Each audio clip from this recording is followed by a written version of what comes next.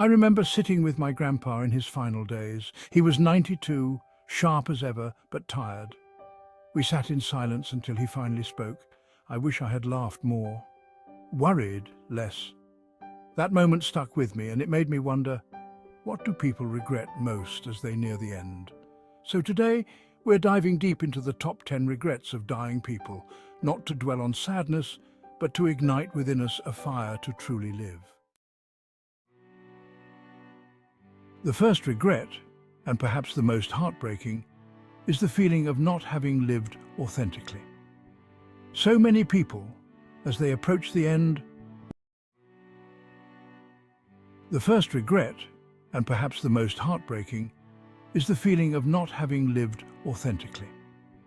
So many people, as they approach the end, realize they've spent their lives trying to fit into a mold someone else created. They followed expectations instead of their hearts. This regret is a powerful reminder that life is not about pleasing others or conforming to societal norms. It's about discovering who you truly are and having the courage to live that truth. Don't wait until your final days to ask yourself, what would I do if I wasn't afraid of judgment? Start asking that question today.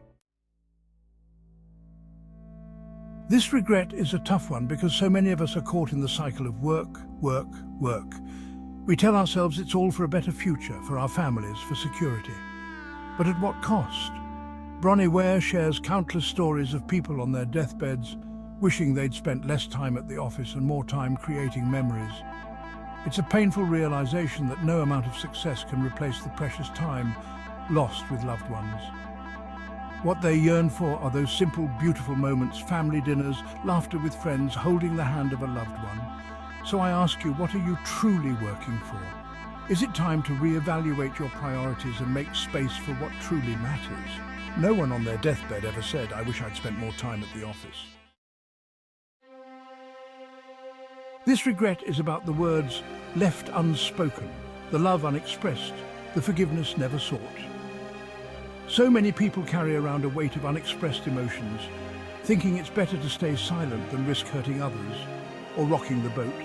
But holding back our true feelings can create distance in our relationships, leaving us with a sense of emptiness and regret. Would you regret more the things you said or the things you didn't say?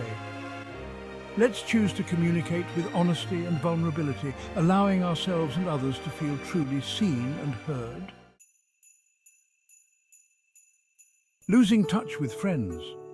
Friendships like gardens need nurturing, but life gets busy, and sometimes we let those connections wither. We move, we change jobs, we get caught up in our own lives, and before we know it, years have passed without a word.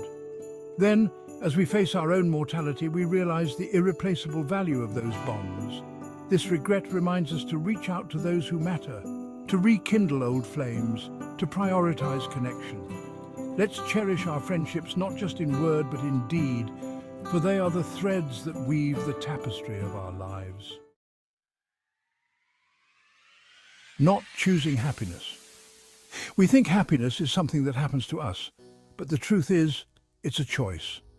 We get so caught up in routines, in chasing goals, in worrying about the future, that we forget to savor the present moment. This regret whispers to us from the other side, urging us to wake up and embrace the simple joys of life, to laugh a little louder, to dance with abandon, to find wonder in the everyday. Don't postpone your happiness for some distant future. Choose it now. Choose to see the good, to appreciate the little things, to find moments of joy in the midst of chaos. Life is not about waiting for the storm to pass, it's about learning to dance in the rain. Worrying about others' opinions. We spend so much time caught up in what others think, trying to please everyone, worried about judgment. Imagine reaching the end of your life only to realize you'd wasted precious energy on anxieties that never came to pass, on opinions that didn't truly matter. Let's choose to release the weight of others' expectations and step into the freedom of living authentically. Not taking risks. This regret echoes the words of Alfred Lord Tennyson. "'Tis better to have loved and lost than never to have loved at all."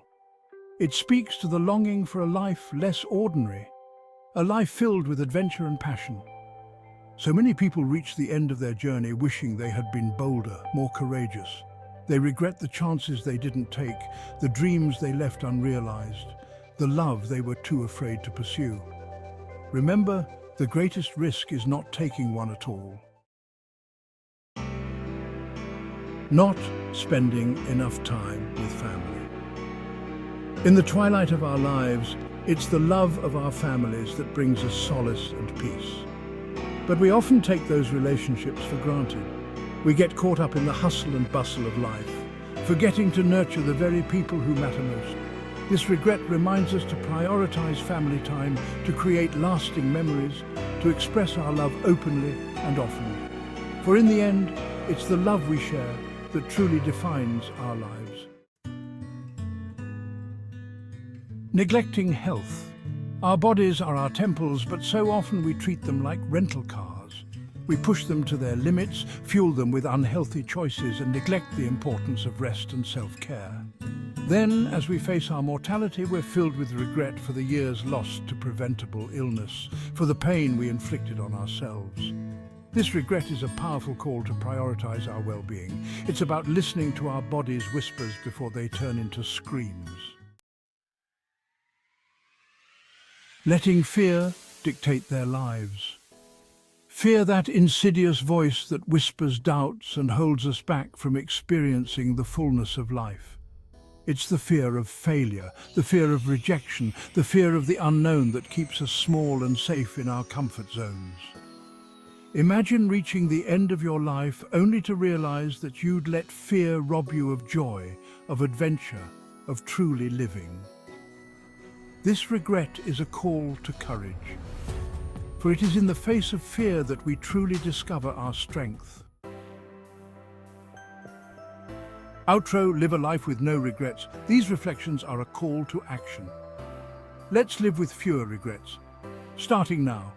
What regret on this list hit home for you? Drop your thoughts in the comments and let's spark some real change in how we live our lives. If you enjoyed this video and want more insights like this, don't forget to like, share and subscribe. Let's grow together and live a life with no regrets.